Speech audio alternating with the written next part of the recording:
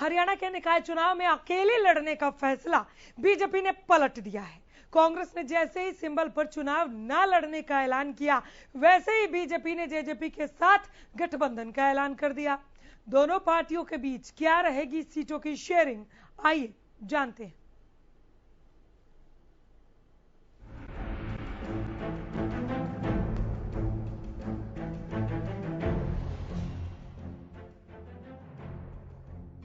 BJP और JJP में फिर हुआ गठबंधन। निकाय चुनाव में साथ आई बीजेपी जेजेपी। नगर परिषद चुनाव साथ लड़ेंगी दोनों पार्टियां। 14 सीटों पर चुनाव लड़ेगी बीजेपी, 4 सीटों पर जेजेपी लड़ेगी चुनाव। कांग्रेस के मैदान से हटने के बाद हरियाणा बीजेपी ने निकाय चुनाव में अकेले लड़ने का अपना फैसला पलट दिया है। अब बीजेपी सरकार में सहयोगी जेजेपी के साथ मिलकर ही नगर परिषद चुनाव लड़ेगी। इस बात की जानकारी दोनों पार्टियों के प्रदेश अध्यक्षों ने गुरुवार को दी।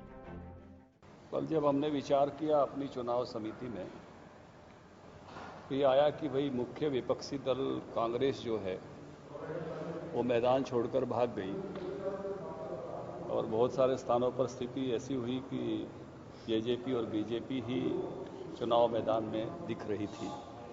तो बदले हुए समीकरणों पर हमने कल विचार किया और आज साथ बैठकर निशांत सिंह जी, दिग्विजय जी, हमारे महामंत्री वेदपाल जी, मोहन कौशिक जी, विचार करने के बाद हमने साथ जाने का निर्णय लिया कि हम एक दूसरे के सामने नगर परिषद चुनाव में हमने इस प्रकार से जाएं कि जो है एक दूसरे के सामने हम ही नहीं हों, क्योंकि बाकी तो सब मैदान एक तरह से छोड़ गए। तो ये तय किया है कि टोहाना, नरवाना, डबवाड़ी और नूह 4 स्थानों पर जेजेपी चुनाव लड़ेगी और 18 में से जो शेष 14 स्थान हैं उन पर भारतीय जनता पार्टी चुनाव लड़ेगी। प्रदेश में नगर परिषद की 18 सीटों का बंटवारा बीजेपी जेजेपी के बीच कुछ इस तरह हुआ है। 18 सीटों का बंटवारा, 14 सीटें बीजेपी के खाते में गई, जबकि 4 सीटों पर जेजेपी चुनाव लड़ेगी। जेजेपी की सीटें हैं नरवाना, टोहाना, डबवाली, नूह।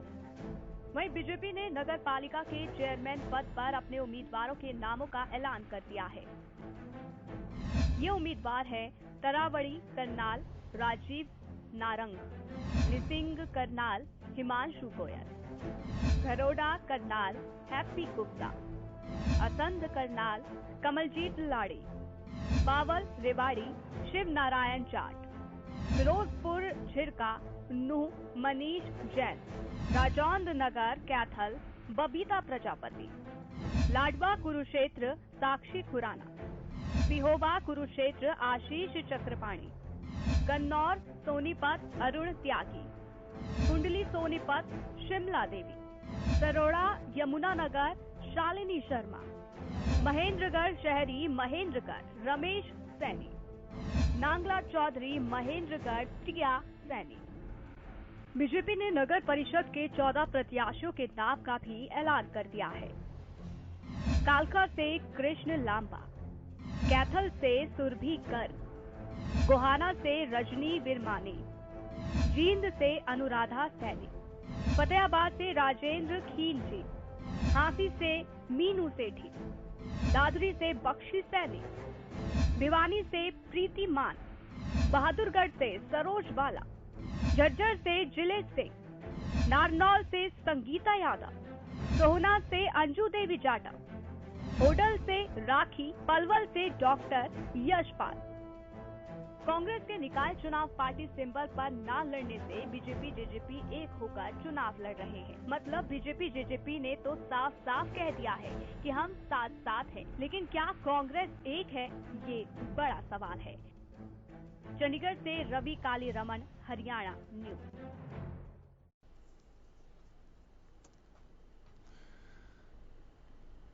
निकाय के इस रण पर खासकर बीजेपी जेजेपी की भूमिका पर आइए हमारे संवाददाता रवि कालीरमण सीधे जुड़े हैं ज्यादा जानकारी लिए हुए। रवि, गठबंधन पर बीजेपी के यू टर्न से इनके गठबंधन को आप निकाय चुनाव में कहां खड़ा पाते हैं, कितना फायदा देख रहे हैं? बिल्कुल अनामिका, निश्चित तौर पर दोनों ही पार्टियों को फायदा इस जो गठबंधन से है वो होने वाला है। कहीं ना कहीं मैं बात करूं कांग्रेस की, अगर बात की जाए तो कांग्रेस ने जब से सिंबल पर चुनाव न लड़ने का फैसला लिया है उसके बाद से ही भारतीय जनता पार्टी और जननायक जनता पार्टी को फायदा होना निश्चित हो गया था, क्योंकि लगातार कांग्रेस की तरफ से ये कहा गया कि हम उन जो उम्मीदवार हैं उनको सपोर्ट करेंगे जो बेहतर स्थिति में भारतीय जनता पार्टी और जननायक जनता पार्टी के सामने खड़े हैं, उनको हम सपोर्ट करने जा रहे हैं। तो ऐसे में कहीं ना कहीं जिस प्रकार से वो सरकार के खिलाफ जो है आवाज उठाते थे या फिर भ्रष्टाचारी सरकार बताते थे, आरोप लगाते थे, और तमाम विपक्ष आपके समक्ष जितने भी प्रोग्राम हैं उनमें लोगों को ये जाकर बताया जाता था ये सरकार जो है विफल सरकार है।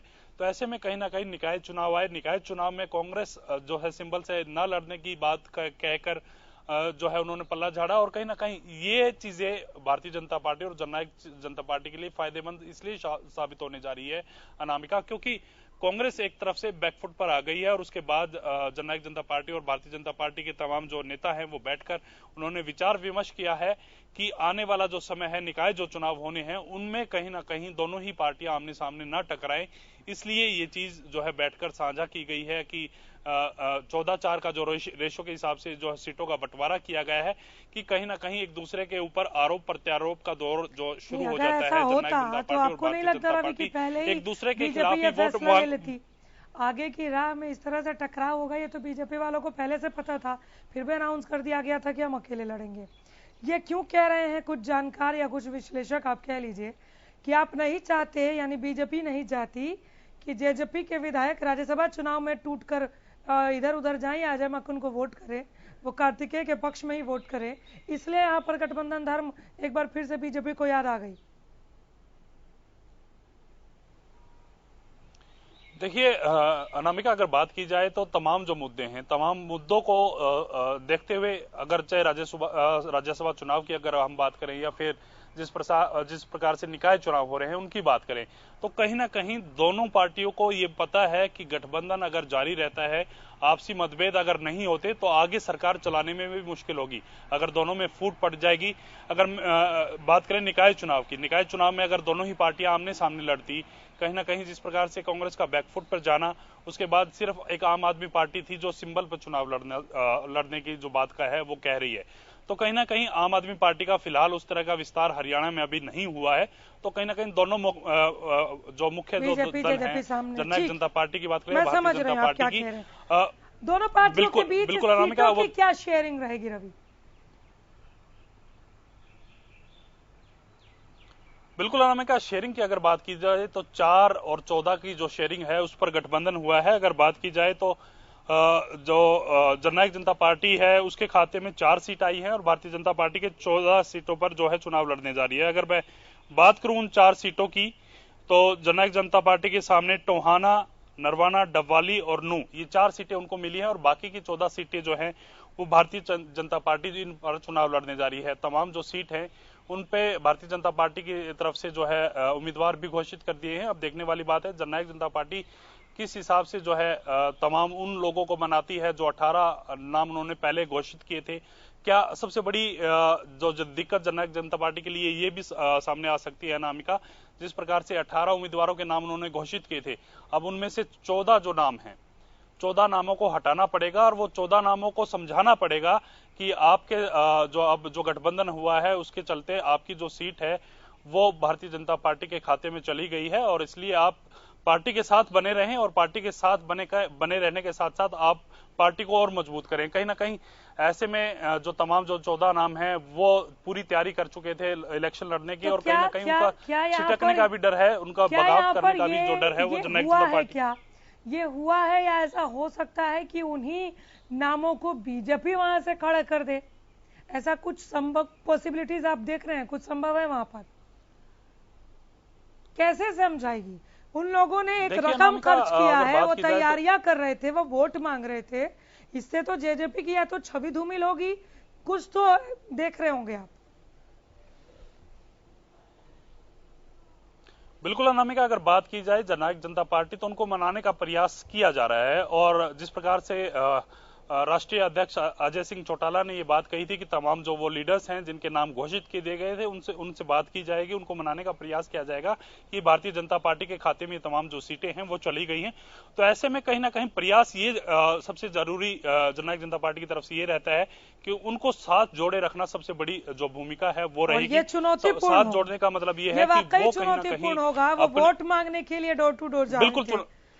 इस चुनौती को कैसे पार पाएगी जेजेपी, और क्या इनमें से कुछ एक नाम बीजेपी चूज कर सकती है क्या कि ठीक है हम ही आपको यहां से लड़ा लेते हैं, ये जानने के लिए मैं लौटूंगी। फिलहाल शुक्रिया रवि इस जानकारी के लिए।